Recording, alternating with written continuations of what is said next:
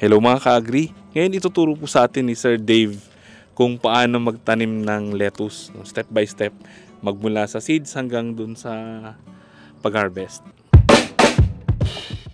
So Sir Dave, paano ba magtanim ng lettuce? Ano ba yung unang dapat gawin? Una po sir, ang gagamitin po natin sir ito yung cups.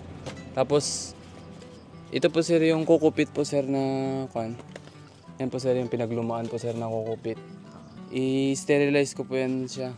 I-sterilize ko po siya sa ng mga 5 o 6 na oras para tanggal po talaga yung bakterya po sir. Papakuluan sir? Papakuluan po sa Tubig. Opo, tubig na mainit. Pagkatapos po sir na pakuluan, kuha po ako sir ng yung kukupit po, ilalagay po dito. Tapos ipapantay ko lang po siya sa cups. Kailangan po pantay po siya kasi pag malalim po siya, lumulubog po yung kukupit po kasi lumulubog po yan katagalan. Pa. Opo, pag na-sprayan po siya ng Kaya ang sa akin po, ang suggestion ko po, puno po talaga. Pantay. Opo. Tapos pag magtanim po ako sir ng kukupit po sir. Sample po nito sir.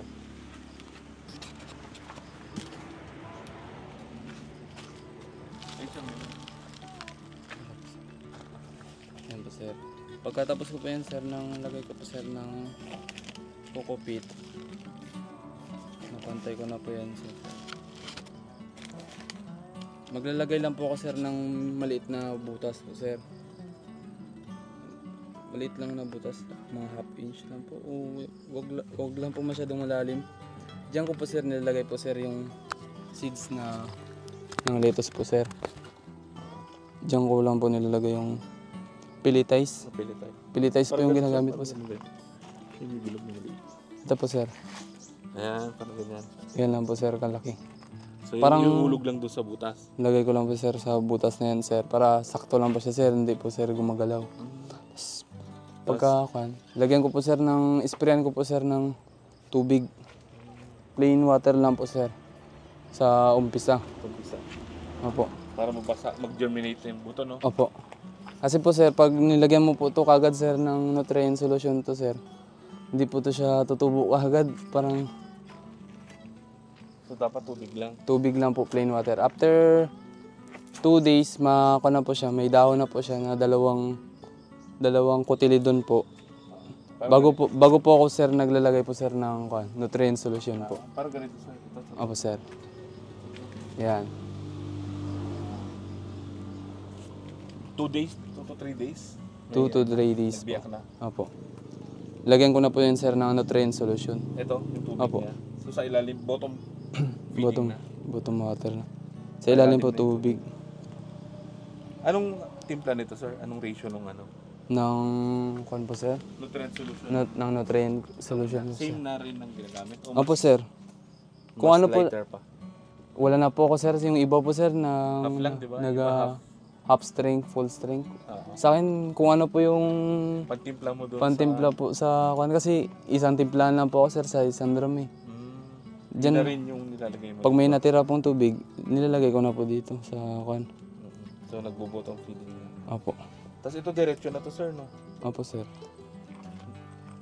Hindi na siya ita-transfer. Mga butas. Opo. Meron po yung butas po sir. So itong plastic mo, ito yung sa NFT. Opo sir. Tapos yung Ito po Styro sir cup. yung Styro cups. Ito Doon po sir sa Kratky. Kratky. Opo sir. So ito po, mga ilang na to sir? Ilang araw na? Ilang araw na. Ito Ito po sir. Ito sir. Ito po sir, po to sir, mga 1 week. Sobra po. Lang.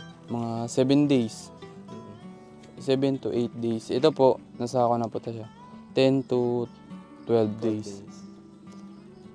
Ito, sa pares sila. Same lang po yan sir. Tapos ito po sir, same lang po to sila sir. Bali ang ko po sir. By batch na yung Opo sir. Para weekly po sir, may harvestin po ako sir. Ito po sir yung pinakauna ko. Ready to transfer na po to siya sir. Mga na po to siya. Ito ilang weeks na yun sir? Ilang araw na? Mga 13 to 14 days. 14.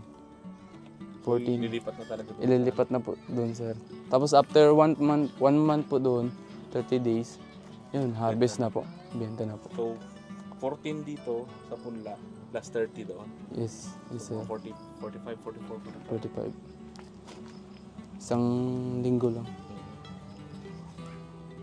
Tapos yung timpla sir ng nutrient solution, yun na yun ano? Opo sir, yung Ginamit sa, may ginagamit po ako kung Master Blend na. Apps. Blend. Yun lang po yung ginagamit ko po. Simula nang nag-umpisa po akong gumamit nun, hindi Maganda na yung po, resulta. hindi na po ako nag-ibang Brand. brand. Pero kasi sir na ready-made, no? Opo. Wala namang problema doon. Kaya Wala namang problema po yung isa, yung Nutri-Hydro tsaka sa kwan. mas mahal lang sir, no?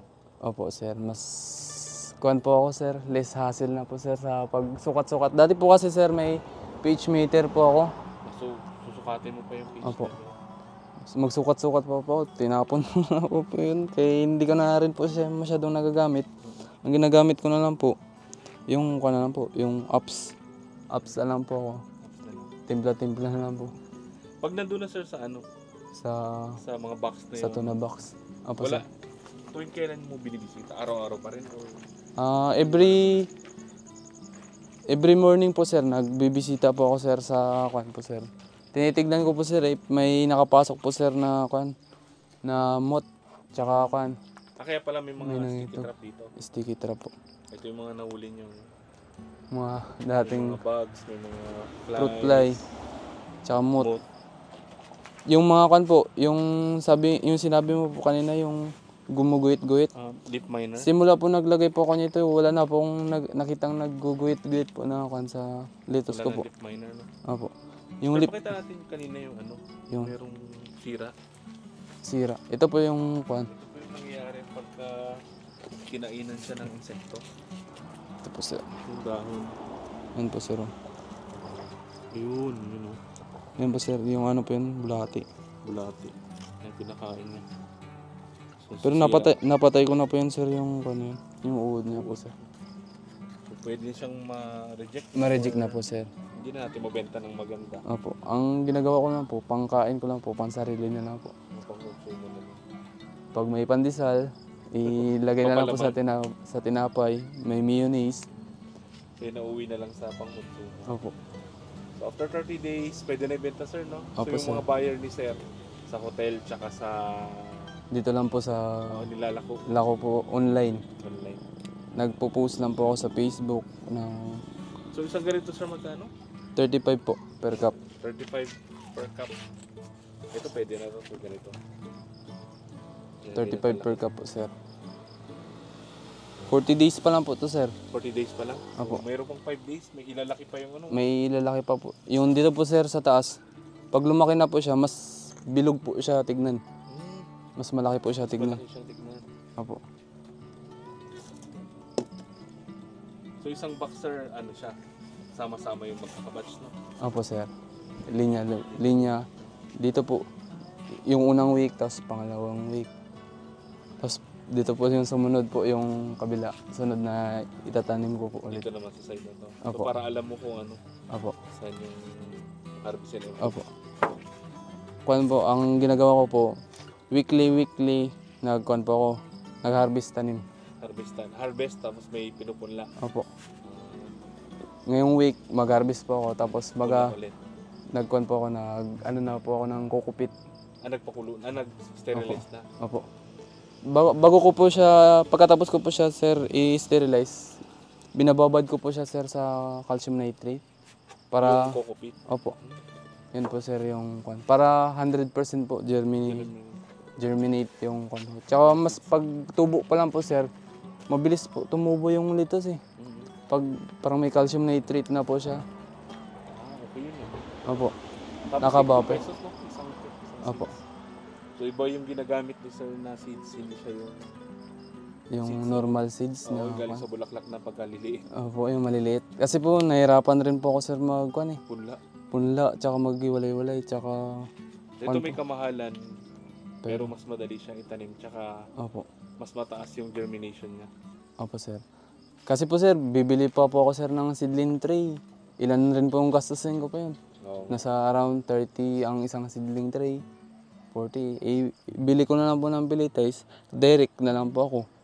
Mas Pareho lang rin po yung gastos. Oo. Mahal lang.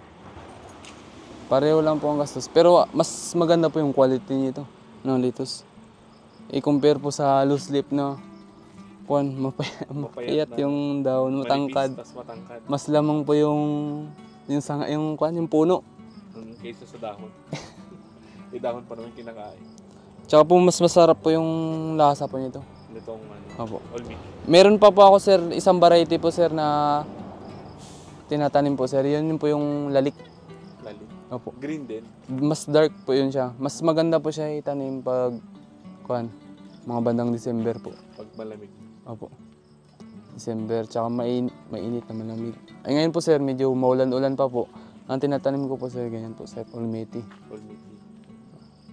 So mas matibay pa po ito sa ulan-ulan. Opo. So kahit Maganda. kulang yung sunlight, Hindi po siya hindi nagbubulting. siya basta-basta nagbubuhay. Opo. Yung bulting po kasi sir, yung tumatangkad na po siya para magbulaklak na po yan. Oo, magpa-flowering na. Tapos malalayo yung Opo. yung pagitan ng mga dahon. Opo. Yung mga signs ng bolting. So Tsaka may papayo nyo sa mga gustong sumubok ng Ng hydroponics. Kuhan po sir. Umpisahan na po kagad sir kasi mas maganda sir na kung puro plano po sir, mahirap po sir pag plano-plano yung lang. Kung may nakita po kayong opportunity na kagaya po niyan sir na meron ako nakitang box na tinatapon na lang po, gagawin na lang pong floating house. Nire-recycle ko na po. Ginamit ko po sir sa pagtatanim po sir ng lettuce po sir. Ano mo lang po sir. Subok lang sir, no? Opo sir, try lang ang Tapos try. pag nag-fail, Pag na-fail, adjust lang. kuha lang po sir ng yung mga problema na kung may magka-problema po sir, At least alam mo na. alam mo na po sir. Huwag mo lang siya ulitin. Huwag mo lang Iba po na yung ulitin. resulta. Iba na naman po sir. Ulit-ulitin lang po sir kasi yung failure parang normal na po yan eh. Learnings din. Opo. Huwag lang susuko. Wag lang pong sumuko.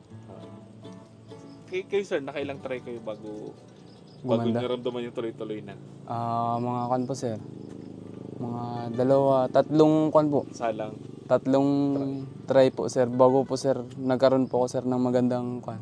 Kasi po sir, nagkuhan po ako sir eh. Parang Trial and error. try and error po ako yung una. Makita natin, iba-iba yung sukat niya. Merong pang 8, Opo. merong pang 10. Yan po yung error ko na po eh. Yung 10 medyo dikit-dikit kaya hindi siya ganong lumalaki. Opo. So ito yung advice ni sir, 6 or 8 sir, no? 8 po sir, katamtaman po sir.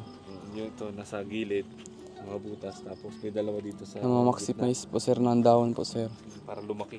Opo. Kasi kung maliit po sir, parang nahiya po ako sir magbinda kung maliit yung lettuce ko po sir. Pero Okay. ano yun sir, sa ibang chef mas prefer nila yung baby, mga 2 weeks old.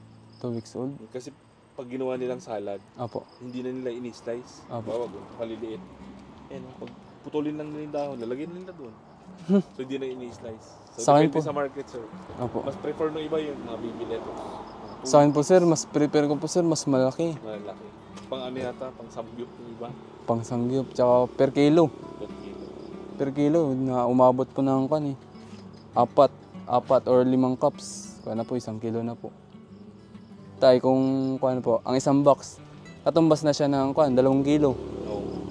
Ay kung may 10 box ka, 20 kilos 20 kilos. Basta't maganda po yung tubo ng lettuce. na lettuce. Opo. 2 piraso, 1 kilo. 3, 4. Apat. 3, 4. Ang pinakamalaki ko po sir na naitanim ko po sir yung romaine. Romaine na umabot po siya sir ng 3 cups. 1 kilo na po. Laki. Lalaki po kasi ng romaine. I-compare po sa ganito, medyo may kaliitan po. Ipagtabi ko po sa... Maganda. Opo. Tsaka siksik po yung ganito. Yung lalik po sir, maganda rin po yun sir. Yung sinasabi ko po yung isa ko pong variety na ginagamit tuwing tag-init po. Lalik. Labo.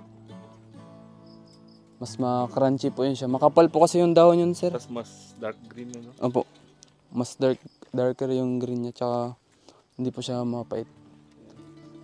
Ito po yung nagustuhan ko po sa gitong variety ng lettuce. Hindi po siya mapait. Hindi basta-basta po pa ito. Opo. Di katulad po ng low sleep, parang Pait. 28 days pa lang po. May pait na. Pait na. Depende pa pagka nainitan ng sobra. Nainitan po sir ng sobra, wala na. Sir, invite natin sila sa page mo. Opo sir. Kung gusto nila mapanood yung mga Kung gusto mo po sir mapanood po sir yung mga kung paano magtanim po sir ng lettuce po sir, i-follow nyo po yung Agriculture TV po sir. Yan po yung page ko po sir. Kasi ilalagay natin yung dyan, yung picture tsaka yung link. Opo sir. Salamat, Salamat po. sir. Salamat po sir.